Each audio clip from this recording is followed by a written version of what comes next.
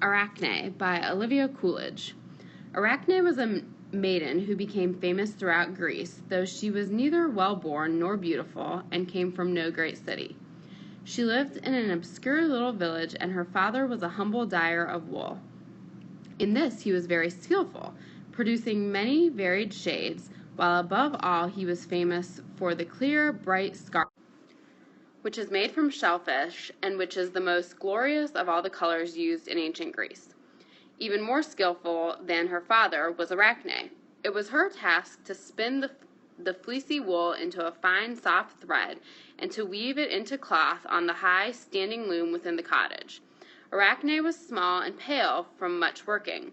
Her eyes were light, and her hair was a dusty brown, yet she was quick and graceful, and her fingers, roughened as they were, went so fast that it was hard to follow their flickering movements.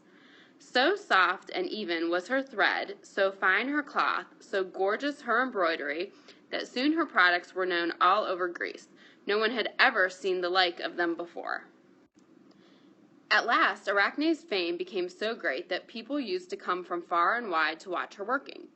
Even the graceful nymphs would steal in from stream or forest and peep shyly through the dark doorway, watching in wonder the white arms of Arachne as she stood at the loom and threw the shuttle from hand to hand between the hanging threads, or drew out the long wool, fine as hair, from the distaff where she sat spinning. Surely Athene herself must have taught her, people would murmur to one another. Who else could know the secret of such marvelous skill? Arachne was used to being wondered at, and she was immensely proud of the skill that had brought so many to look on her. Praise was all she lived for, and it displeased her greatly that people should think anyone, even a goddess, could teach her anything. Therefore, when she heard them murmur, she would stop her work and turn around indignantly to say, "With my own 10 fingers I gained this skill, and by hard practice from early morning till night. I never had time to stand looking as you people do while another maiden worked. Nor if I had, would I give Athene credit because the girl was more skillful than I. As for Athene's weaving, how could there be finer cloth or more beautiful embroidery than mine? If Athene herself were to come down and compete with me, she could do no better than I." One day, when Arachne turned around with such words, an old woman answered her, a gray old woman, bent and very poor, who stood leaning on a staff and peering at Arachne amid the crowd of onlookers. "Reckless girl," she said, "how dare you claim to be equal to the immortal gods themselves? I am an old woman, and I have seen much.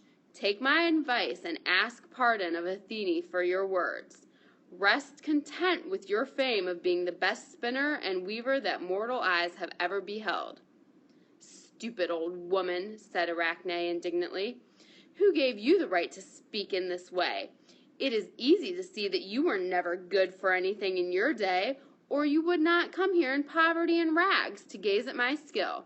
If Athene resents my words, let her answer them herself. I have challenged her to a contest, but she, of course, will not come. It is easy for the gods to avoid matching their skill with that of men." At these words, the old woman threw down her staff and stood erect. The wondering onlookers saw her grow tall and fair, and stand clad in long robes of dazzling white. They were terribly afraid as they realized that they stood in the presence of Athene. Arachne herself flushed red for a moment, for she never really believed that the goddess would hear her. Before the group that was gathered there she would not give in, so pressing her pale lips together in obstinacy and pride, she led the goddess to one of the great looms and set herself before the other. Without a word, both began to thread the long woolen strands that hang from the rollers, and between which the shuttle moves back and forth. Many skeins lay heaped beside them to use, bleached white and gold and scarlet and other shades varied as the rainbow. Arachne had never thought of giving credit for her success to her father's skill in dyeing, though in actual truth the colors were remarkable as the cloth itself. Soon there was no sound in the room but the breathing of the onlookers, the whirring of the shuttles, and the creaking of the wooden frames as each pressed the thread up into place or tightened the pegs by which the whole was held straight. The excited crowd in the doorway began to see that the skill of both, in truth, was very nearly equal, but that, however, the cloth might turn out, the goddess was the quicker of the two. A pattern of many pictures was growing on her loom.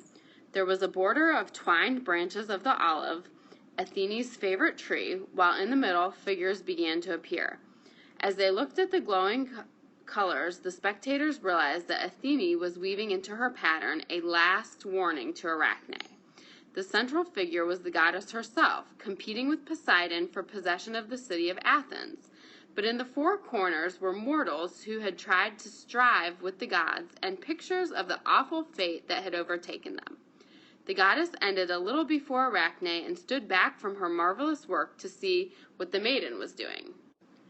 Never before had Arachne been matched against anyone whose skill was equal, or even nearly equal to her own.